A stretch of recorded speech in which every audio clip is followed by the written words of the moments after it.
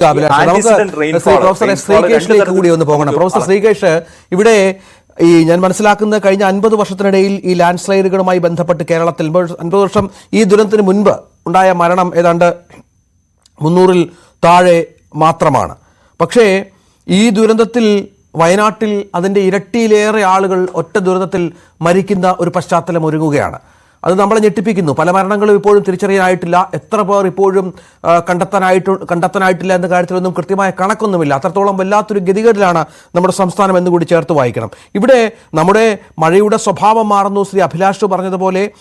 ഒപ്പം കേരളത്തിൽ കൂടുതൽ ദുരന്തങ്ങൾ സംഭവിക്കുന്നു, മഴ ഇരട്ടിയാകുന്നു, പശ്ചാത്തലമുണ്ടാകുന്നു, വെള്ളപ്പൊക്കം സംഭവിക്കുന്നു. അങ്ങനെ ആകപ്പാടെ നമ്മുടെ പരിസ്ഥിതി മാറുന്ന ഒരു സാഹചര്യം എത്രത്തോളം ഗൗരവതരമാണ്, അതിനെ ഇനിയുള്ള സമയത്തെങ്കിലും വൈകിയ വേളയിലെങ്കിലും എങ്ങനെ സമീപിക്കണമെന്നാണ് താങ്കൾ മനസ്സിലാക്കുന്നത്?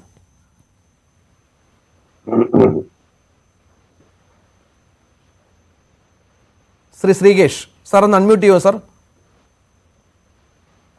ഹലോ, പറയൂ സാർ.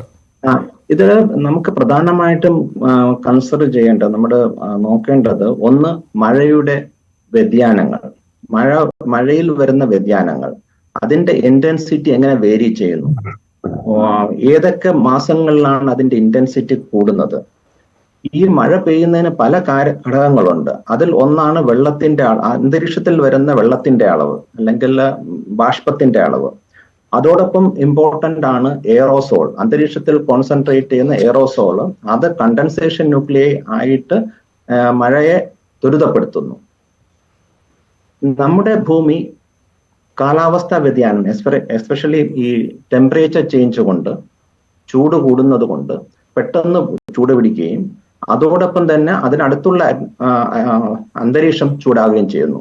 അപ്പൊ ഇതൊക്കെ ഈ കാരണങ്ങൾ കൊണ്ടെല്ലാം തന്നെ മഴയുടെ രീതി വ്യത്യാസപ്പെട്ടുകൊണ്ടിരിക്കുകയാണ്. കഴിഞ്ഞ 10-20 വർഷത്തെ രീതി എടുത്തു കഴിഞ്ഞാൽ റെയിൻഫോൾ ഇന്റൻസിറ്റി, അതായത് മഴയുടെ ഇന്റൻസിറ്റി കൂടിക്കൊണ്ടിരിക്കുകയാണ്.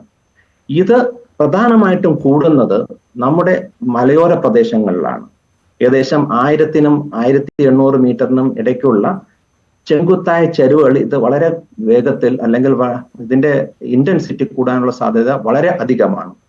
കാരണം ഇവിടെയാണ് സ്ലോപ്പ് ചേഞ്ച് ചെയ്യുന്നതും. അതുകൊണ്ടാണ് ഈ കൺവെക്റ്റീവ്, അതായത് മുകളിലേക്ക് ഉയരുന്ന വായുവിന് അല്ലെങ്കിൽ ജലബാഷ്പമുള്ള അല്ലെങ്കിൽ വാട്ടർ വേപ്പറുള്ള വായു മുകളിലേക്ക് വരുന്നതും അത് പ്രസിപ്പിറ്റേറ്റ് ചെയ്യുന്നതിന് കാരണം ആകുന്നതും ഈ സ്ലോപ്പുകളുടെ പ്രത്യേക തരത്തിലുള്ള, അതായത് നമ്മുടെ അറേബ്യൻ സമുദ്രത്തിൽ വരുന്ന കാറ്റുകൾ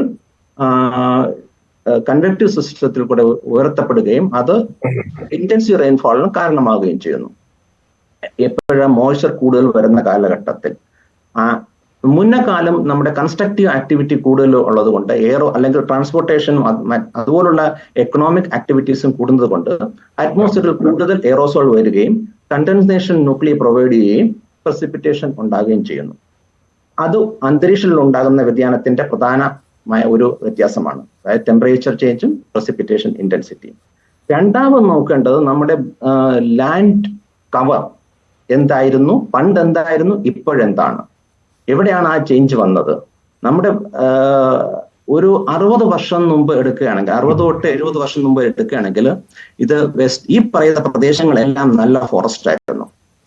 1960കളിൽ ഫാമിന്റെ ഭാഗമായിട്ട് India government grow more food programme പറഞ്ഞപ്പോഴും അല്ലെങ്കിൽ അനൗൺസ് ചെയ്തപ്പോഴും കേരളവും അത് അഡോപ്റ്റ് ചെയ്യുകയും കേരളത്തിലെ ഫോറസ്റ്റ് ഏരിയകൾ, especially low lying land even within the forest, വനഭൂമിക്ക് അകത്തുള്ള കൃഷിയോഗ്യമായ, അതായത് നെല്ലും മറ്റും കൃഷി ചെയ്യാനുള്ള യോഗ്യമായ സ്ഥലം കർഷകർക്ക് അല്ലെങ്കിൽ അവിടെ ചെന്നവർക്ക് 5 ഏക്കർ കണക്കിന് പതിച്ചു കൊടുക്കുകയായിരുന്നു. അത് ഒരു മൂവ്മെന്റ് അല്ലെങ്കിൽ migration from the low lying area to hill area happened. എല്ലാ ഇടുക്കിയും അല്ലെങ്കിൽ പത്തനംതിട്ട, ഇടുക്കി, വയനാട് പോലുള്ള ഹൈ ആൾട്ടിറ്റ്യൂഡ് പ്രദേശങ്ങളിൽ അത് വ്യാപകമായിട്ട് സംഭവിച്ചു. ഇത് ഡീഫോറസ്റ്റേഷനെ ആഗ്മെന്റ് ചെയ്തു. നിങ്ങൾക്ക് ഇപ്പൊ നമ്മുടെ ഇപ്പൊ ലാൻഡ് യൂസ് മാപ്പോ അല്ലെങ്കിൽ ഈവൻ മറ്റ് അവൈലബിൾ ആയിട്ടുള്ള ഫോറസ്റ്റ് കവർ ഇൻഫർമേഷൻ നോക്കിയാലും മനസ്സിലാക്കാൻ പറ്റും. അതൊരു പ്രധാന കാര്യമാണ്. പിന്നെ അടിക്കാട് നശിപ്പിക്കപ്പെടുന്നു. നമ്മുടെ ഫോറസ്റ്റിനോട് അടുത്ത് താമസിക്കുന്നവരുടെ എണ്ണം വളരെയധികം കൂടുകയും ഫോറസ്റ്റ് ഡീഫ്രാഗ്മെന്റ് ചെയ്യുക, അതായത് തുണ്ട് ഫോറസ്റ്റുകളായിട്ട് മാറുകയും ചെയ്തു. വനഭൂമി തുണ്ടുവൽക്കരിക്കപ്പെട്ടു. അത് ഫോറസ്റ്റിലേക്ക് കിടന്നു കയറാനുള്ള അല്ലെങ്കിൽ അടിക്കാട് നശിപ്പിക്കാനുള്ള കാരണമാവുകയും ചെയ്യുന്നു. അപ്പോൾ സോയിൽ ബൈൻഡിങ് ഫാക്ടേഴ്സ് കുറഞ്ഞു. കനോപ്പി നിലനിൽക്കെ തന്നെ അണ്ടർഗ്രൗണ്ട് ഗ്രോത്ത് അല്ലെങ്കിൽ അണ്ടർഗ്രൗണ്ട് ക്ലിയർ ആക്കുന്നത് കൊണ്ടും അതിനോടനുബന്ധിച്ചുള്ള കാരണങ്ങൾ കൊണ്ടും അവിടുത്തെ അണ്ടർഗ്രോത്ത് കുറയുകയും ഭൂമിയിലേക്ക് പെട്ടെന്ന് താഴുന്ന വെള്ളത്തിന്റെ അംശം കൂടുകയും ചെയ്യും. അങ്ങനെ വരുമ്പോൾ ജലത്തിന്റെ ലഭ്യത, സോയിലിന്റെ സർഫസും സബ്സർഫേസുള്ള ജലത്തിന്റെ ലഭ്യത കൂടുകയും അത് സ്ലോപ്പ് കാരണം താഴോട്ട് നീങ്ങാതെ സർഫസിന് പാരലായിട്ട് മൂവ് ചെയ്യുന്നതാണ് ഈ ലാൻഡ് സ്ലൈഡ് പോലുള്ള സംഭവങ്ങൾക്ക് പ്രധാനമായിട്ടും കാരണമാകുന്നത്. അതുകൊണ്ട് തന്നെ നമുക്ക് നമ്മുടെ കഴിഞ്ഞ 30 വർഷം, പ്രധാനമായിട്ടും കഴിഞ്ഞ 30-40 വർഷങ്ങളിൽ ഈ മുണ്ടക്കൈയുടെ കാര്യം എടുക്കുകയാണെങ്കിൽ 1984 ഇവിടെ ലാൻഡ് സ്ലൈഡ് ഉണ്ടായ സ്ഥലമാണ്. ഏകദേശം 21 ഏക്കറോളം ലാൻഡ് ഇവിടെ നഷ്ടമായ സ്ഥലമാണ്.